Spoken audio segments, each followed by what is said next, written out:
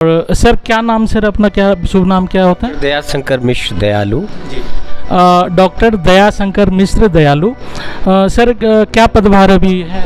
आयुष स्वतंत्र प्रभार उत्तर प्रदेश सरकार में और खाद्य औषधि प्रशासन में मिनिस्टर ऑफ स्टेट। जी। तो अभी नगर निकाय चुनाव 2023, तो इसी के चर्चे के दौरान हम लोग आपसे मिलने के लिए आए हुए हैं। और आपने देखा कि इस पिछले 15 से 20 दिनों का जो ये सफ़र था, ये बहुत ही मेहनत भरा सफ़र था। एक विधानसभा को छोड़ दीजिए, 3 विधानसभाएं संपूर्ण रूप से 10 नए वार्ड जुड़े थे, जिसमें कि मुझको लगता है कि 30 से 40 नए गांव काशी के नए वार्ड में शामिल हुए, तो 10 वार्डों की संख्या बढ़ी। तो इस तरह से कुल 100 वार्डों का ये सफ़र था। और इसमें आपने देखा कि प्रत्याशी सुबह से शाम तक मेहनत करते रहे। हमारे तीनों विधायक जो शहर क्षेत्र के विधायक हैं, उन लोगों ने भी कदम से कदम मिला के अपने जो पार्षद के प्रत्याशी थे 100 वार्ड में अलग अलग उनके साथ जनसंपर्क किया। तो 2 आंशिक देहात की जो सीटें थी, शिवपुर और रोहनिया, उनके भी जनप्रतिनिधियों ने, तो मुझको लगता है कि मिला के आप कह सकते हो कि जितना भी, और काशी में तो भारतीय जनता पार्टी के लिए काशी आज एक स्वर्ग जन्नत बन चुका है।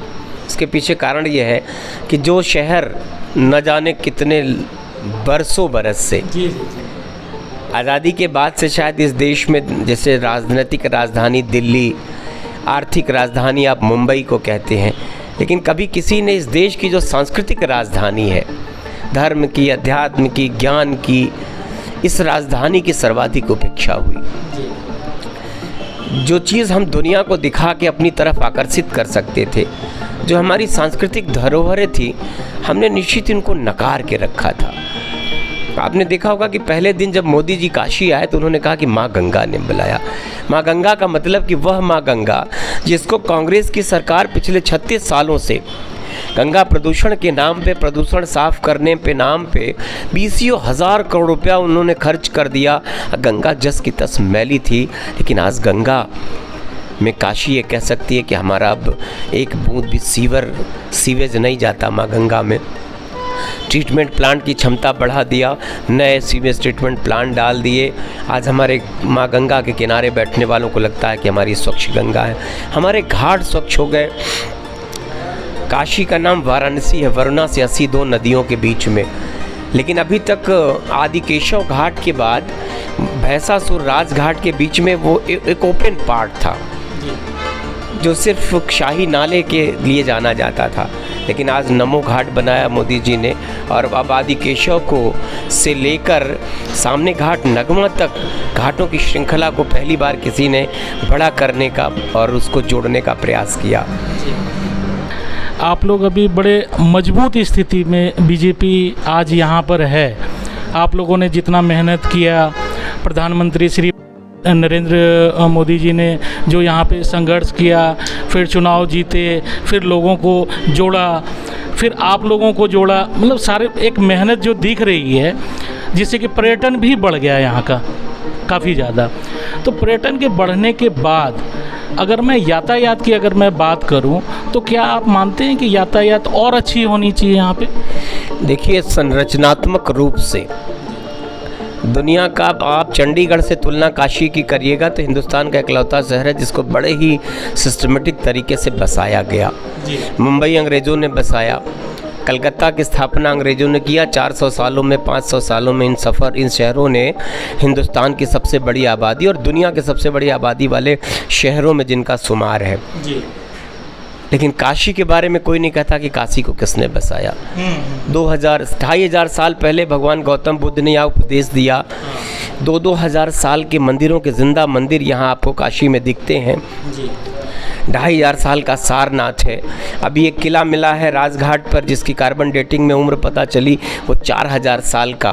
काशी की स्थापना करने वाले, जिनको काशी नरेश के रूप में दिवोदास को जाना जाता है, उस किले के बारे में कहा जाता है कि वो 4,000 वर्ष पर। तो जो 4,000-5,000 साल से कोई शहर जिंदा हो, तो कहीं ना कहीं से उसकी प्राचीनता को, उसकी मौलिकता को, उसकी धार्मिकता को उसकी ऐतिहासिकता को बरकरार रखने का जो प्रयास काशी के साथ होना चाहिए था, नहीं हुआ। लेकिन मोदी जी ने आने के बाद काशी में जैसे लगा कि विकास को पंख लग गए।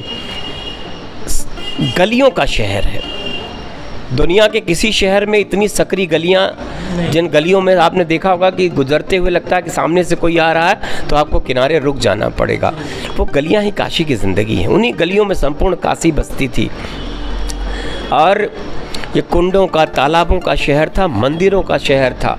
और ये शुद्ध रूप से काशी को पूरे सनातन हिंदू धर्म की देवी देवताओं की सारी प्रतिकृति इस शहर में स्थापित है। तो जिधर आप नज़र घुमाइएगा आपको मंदिर ही मंदिर मिलते हैं। शिव की नगरी है, साक्षात भगवान शंकर के बारे में जिस शहर के लिए कहा जाता हो कि शिव की नगरी है, अर्थात भगवान शंकर जहाँ रहते हों, इस नगरी के साथ बहुत न्याय होना चाहिए था। भी मैं कुछ वेंडर से मिला था, हम लोग सारनाथ के पास में गए हुए थे, तो वेंडर्स का कहना था कि जैसे जैसे आधुनिकीकरण होते जा रहा है ना, हम लोगों की शिफ्टिंग पे शिफ्टिंग चलती जाती है और फिर सारे पर्यटक जो होते हैं वो सीधे पार्किंग लॉट में पहुंचते हैं, वहाँ से सीधा चले जाते हैं मंदिर में और फिर मेरे इधर से होकर के नहीं जाते हैं, तो हमारा काम कैसे चलेगा? नहीं, देखिए, काशी में यातायात, हमने कहा ना कि किसी शहर की सड़कें हमारे लिए लगता है कि वो बहुत चौड़ी चौड़ी सड़कें हैं, हमारी गलियां और उसके बाद हमारी जो मेन सड़क है उसको भी आप बहुत सकरा मान सकते हैं। लेकिन कहीं न कहीं से उनमें परिवर्तन की कोई स्थिति नहीं है, हमको एडजस्ट करना है।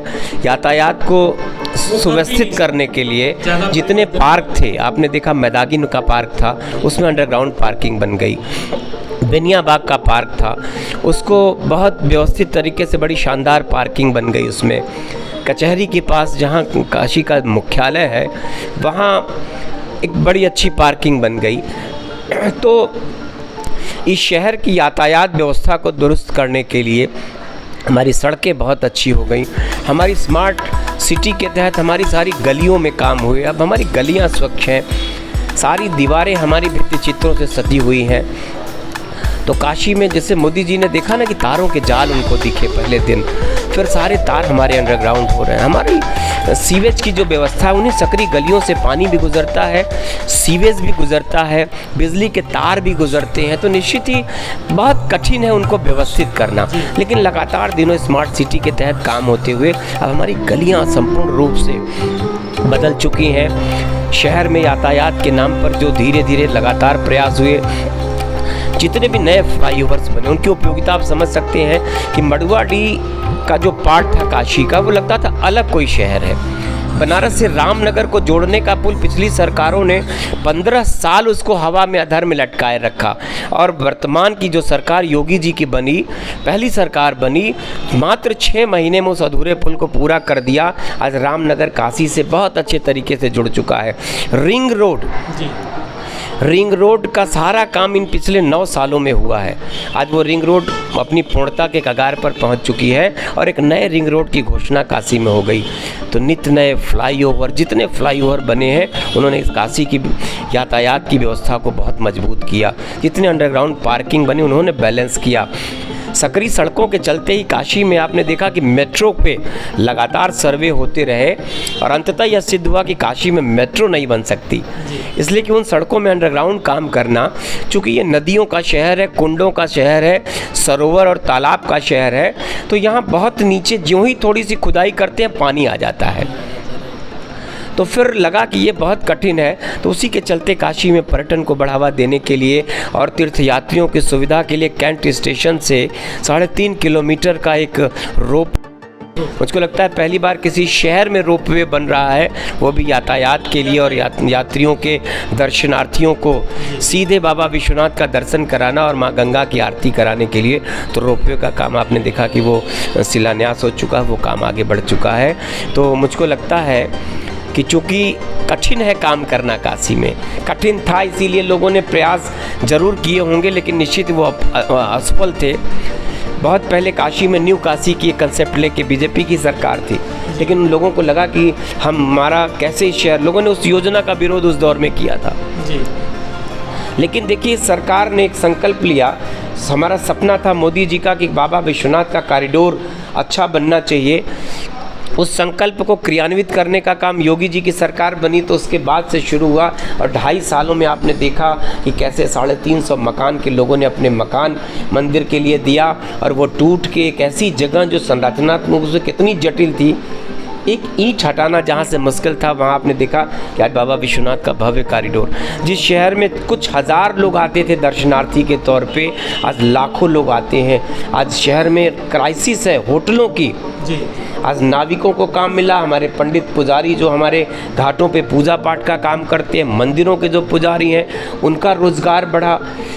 कोई छोटा से मतलब मंदिर जो गंगा की आरती में जो छोटे छोटे बच्चे दिए बेचते हैं, निश्चित ही उनसे लेकर इस शहर में ट्रांसपोर्टेशन का काम, जो ट्रेवल्स एजेंसियां हैं उनको काम, होटल का काम, तीनों रात में होटल बन रहे हैं जी।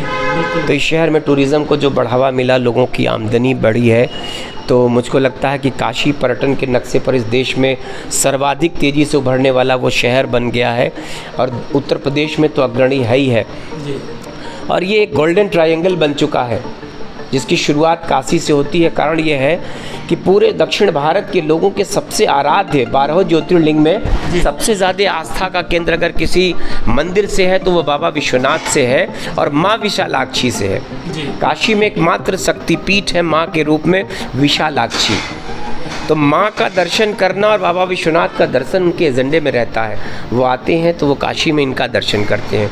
फिर आजकल लोग अयोध्या जाते हैं, मर्यादा पुरुषोत्तम भगवान राम का जो मंदिर बना उनका दर्शन करते हैं, फिर वो प्रयागराज जाते हैं।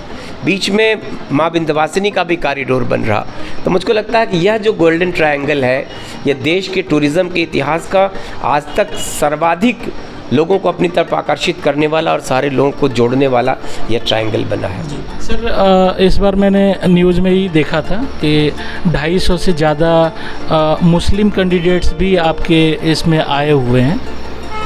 देखिए, ये इन चौड़ी सड़कों पर, इन साफ़ सुथरी गलियों से इस शहर को अगर जो सबसे शुद्ध नहीं मिल रहा है, इन शहर में जो फ्लाईओवर्स बनते हैं, इस शहर में जो इलेक्ट्रिक की बसें चल रही हैं, इस शहर में जो अंडरग्राउंड पार्किंग बनी, इस शहर को जो 2 कैंसर हॉस्पिटल मिले, इस शहर में जो ट्रेड फैसिलिटेशन सेंटर बना, तो वहाँ मीनाकारी का काम करने वाले को, जरदोजी का काम करने वाले को, बनारसी साड़ी जो सुहाग का जोड़ा बनाते हैं उसका काम करने वाले किसी बुनकर भाई को, लकड़ी का खिलौना बनाने वाले को, पत्थर की नक्काशी का काम यहाँ होता है, पत्थर के खिलौने बनाने का काम होता है, पीतल के बर्तन का काम होता है।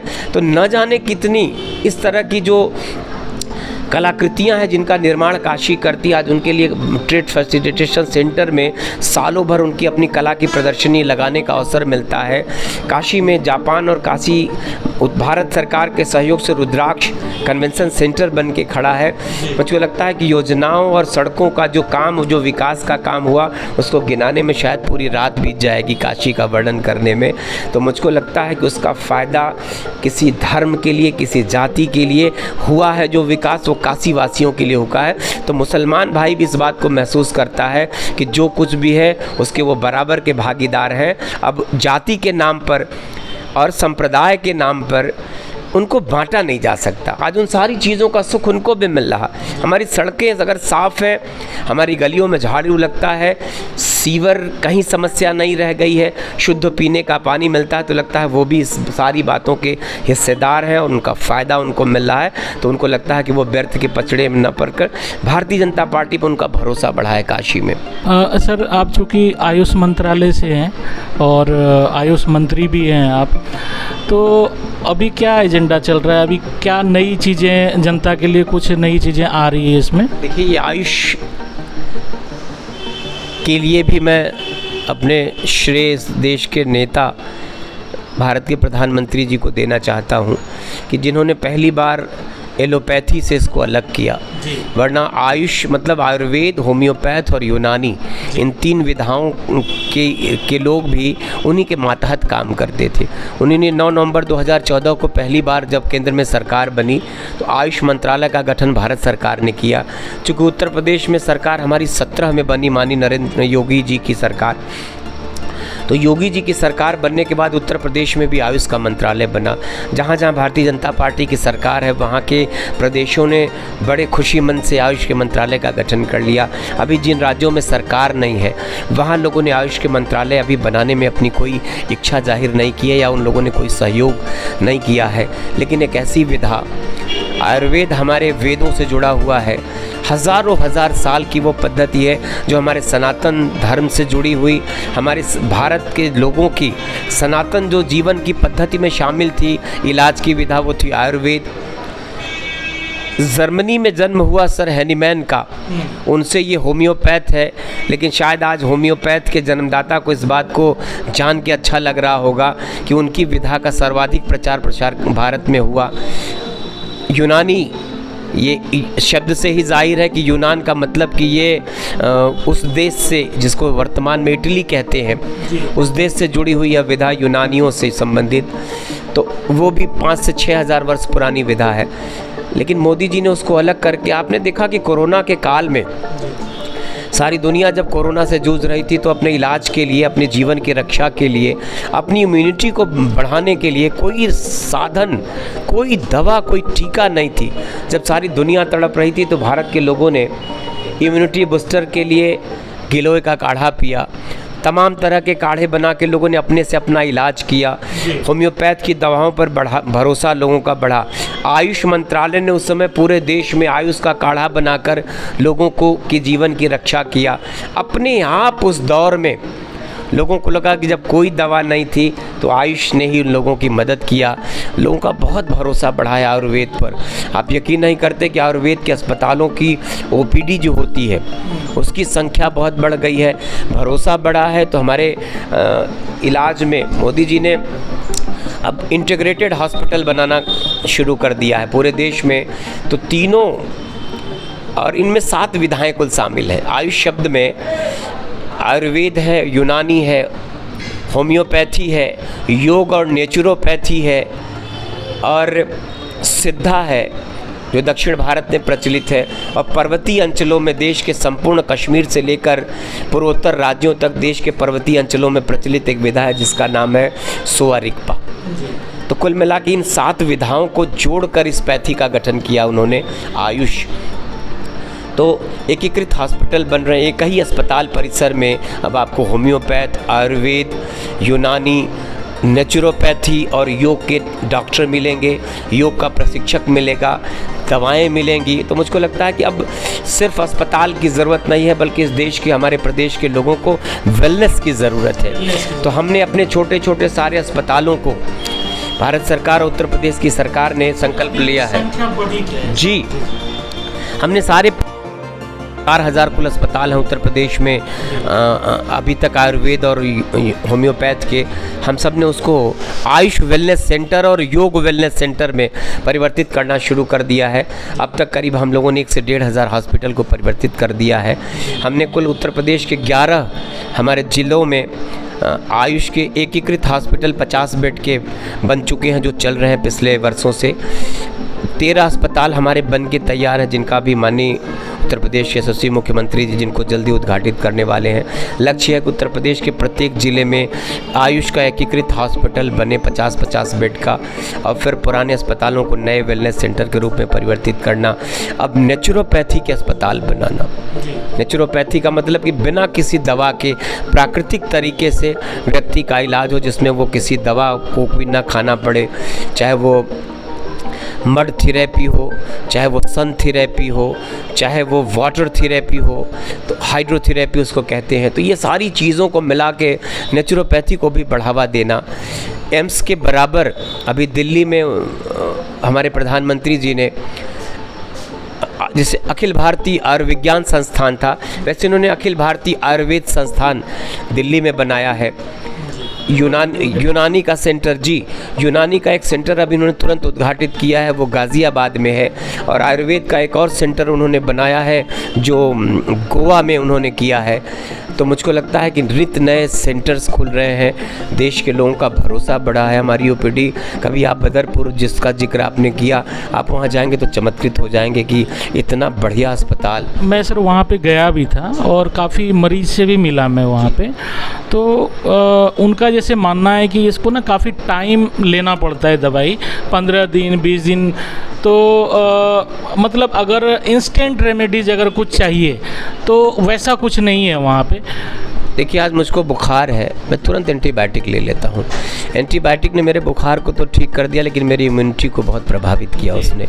आपने देखा ना, जो भी पेन किलर लोग यूज़ करते हैं, एंटीबायोटिक यूज़ करते हैं, मैं आयुर्वेद की खूबी दूँ कि आयुर्वेद और होम्योपैथ इन विधाओं के लोगों का ये दावा है कि हम रोगों को जड़ से ख़त्म करते हैं। तो समय लगेगा, जब हम आपके रोग को पकड़ लेते हैं, हम जान जाते हैं कि आपके इस रोग का, जैसे वात, कफ और पित्त, ये 3 मूल चीज़ें हैं जो हमारे शरीर के रोगों का आधार बनती हैं। हम फिर उस तरीके से उस रोग को इलाज करते हैं। समय ज़रूर लगता है, लेकिन ये भी एक दावा है कि इन दवाओं का शरीर में कोई साइड इफ़ेक्ट नहीं होता। हम एक रोग को ठीक करने में न जाने कितने रोगों को हम आमंत्रण शरीर में देते हैं। तो मुझको लगता है कि वक्त ज़रूर लगता है, लेकिन उन दवाओं का कोई नुकसान नहीं होता शरीर। तो आप ये जो मरीज जिनका कि एक विश्वास है या फिर जिनके पास में पैसे नहीं है, प्राइवेट हॉस्पिटल्स में जाकर के लोग काफ़ी ज़्यादा पैसा लग जाता है, कुछ इलाज ऐसा है जो कि जड़ से लोग ख़त्म करना चाहते हैं और इसी चीज़ के लिए वो वहाँ आयुष मंत्रालय के जो हॉस्पिटल्स बने हुए हैं वहाँ पे जा रहे हैं। तो आप अपने तरफ से क्या कहना चाहेंगे मरीजों को? जब आप केरल से शुरू करिएगा, केरल इस देश का इकलौता ऐसा राज्य है जहाँ मेडिकल बात जो हम लोग बार बार कहते हैं, केरल ने अपने इसी आयुर्वेद को, उसी पंचकर्म को, उसी नेचुरोपैथी को इस कदर उन्होंने विकसित किया कि आज दुनिया के कोने कोने से लोग टूरिज़्म के साथ साथ वेलनेस के लिए, अपने इलाज के लिए केरल आते हैं। हमारे दक्षिण भारत के राज्यों में, विशेषकर मैं आपको कर्नाटका की बात करूं, बेंगलोर में भी बहुत सारे ऐसे संस्थान हैं। उत्तर प्रदेश के अलावा उत्तरांचल में देखा आपने कि बाबा रामदेव ने, दक्षिण भारत में कर्नाटका मैंने जिक्र किया, श्री श्री रविशंकर जी ने, वहाँ तमाम ऐसे हमारे धार्मिक संस्थाएं हैं। धर्मस्थला एक संस्था है। इन लोगों ने नेचुरोपैथी के और आयुर्वेद के इतने बड़े बड़े और शानदार सेंटर बनाए कि आप वहाँ जाएंगे तो आप चमत्कृत हो जाएंगे और देखेंगे कि उनके अस्पताल में डेट नहीं मिल रही, लोगों को जगह नहीं उपलब्ध है। तो कहीं ना कहीं से वो लोग जिनका भरोसा आयुर्वेद में है, नेचुरोपैथी में है, योग में है, तो इन सारी विधाओं को मिला के जो देश में काम हो रहा है, सुवा रिगपा का नेशनल इंस्टीट्यूट ऑफ सुवा रिगपा वो लेह में चल रहा है। तो लेह से लेकर, कश्मीर से लेकर, मैं कह सकता हूँ कि तमिलनाडु तक इस देश में इन सारी 7 विधाओं पर काम हो रहा है। और आने का वाला कल, जैसे मोदी जी ने एक संकल्प लिया योग को सारी दुनिया में स्थापित करने का, और आपने देखा कि उनके इस सारे संसार ने, आपको यकीन नहीं होगा मेरी बात पे कि संयुक्त राष्ट्र के इतिहास में सर्वाधिक मतों से पारित होने वाला अगर कोई प्रस्ताव था तो योग दिवस के रूप में 21 जून को मान्यता देना का था। एक तरफा दुनिया के 40 से 45 मुस्लिम राष्ट्रों ने भी उसमें अपना मत दिया। तो मुझको लगता है कि जैसे योग को उन्होंने सारे संसार में स्थापित किया, फिर से आयुर्वेद को और आयुष को भी संसार में वो स्थापित करना चाहते हैं, और निश्चित ही आने वाला कल इन्हीं का होगा। हमारे navkashi.com के दर्शकों को क्या मैसेज देना चाहेंगे आप? बस एक गुजारिश उनसे है कि वो काशी आएँ, बदली को देखें कि कैसे एक संत, एक आप कह सकते हो कि युग पुरुष का आगमन काशी में होता है, और काशी कैसी स्वर्णिम दौर है ये काशी के इतिहास का। बाबा विश्वनाथ की नगरी वर्तमान में माननीय नरेंद्र मोदी जी के प्रयासों से और योगी जी के संकल्पों से इस कदर परिवर्तित हो चुकी है कि जो आता है वो चमत्कृत हो जाता है। अब बाबा विश्वनाथ का कॉरिडोर देख के उसको निश्चित लगता है कि सच में पहली बार जाके इस नगरी के साथ, बाबा की नगरी के साथ, बाबा विश्वनाथ की इस नगरी के साथ, मां अन्नपूर्णा, भगवान काल भैरव की इस नगरी के साथ पहली बार न्याय हुआ है। ये इस नगरी को अभी तक लोग जिस बातों के लिए जानते थे, शिक्षा के लिए, पंडित मदन मोहन मालवीय ने काशी हिंदू विश्वविद्यालय की स्थापना किया, संस्कृत संपूर्णानंद संस्कृत विश्वविद्यालय, तिब्बतियन विश्वविद्यालय, जामिया सल्फिया, यहाँ मुस्लिम यूनिवर्सिटी भी है। तो न जाने कितने संस्थान, संस्कृत के बड़े बड़े महत्वपूर्ण संस्थान। तो ये काशी अब ज्ञान के साथ साथ अध्यात्म के लिए यहाँ मणिकर्णिका है, जहाँ संसार में सर्वाधिक सौदा इसलिए होते हैं कि काशी को लोग मोक्ष की नगरी मानते हैं। मोक्ष के लिए लोग काशी में आकर अपने प्राण त्यागना चाहते हैं। तो सारे हिंदुस्तान के लिए ये अनूठा शहर है।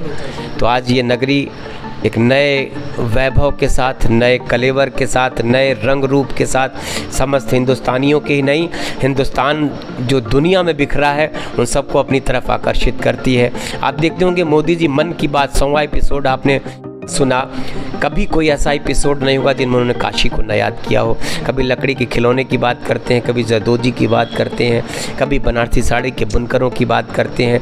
तो काशी जैसे उन्होंने अपने सपनों में बसा लिया है, काशी को अपने मन में बसा लिया है, अब वो सारे संसार में काशी सबके मन में बस रही है। तो आइए काशी, आइए काशी को देखिए, इस बदली हुई काशी को देखिए, इसी आह्वान के साथ धन्यवाद।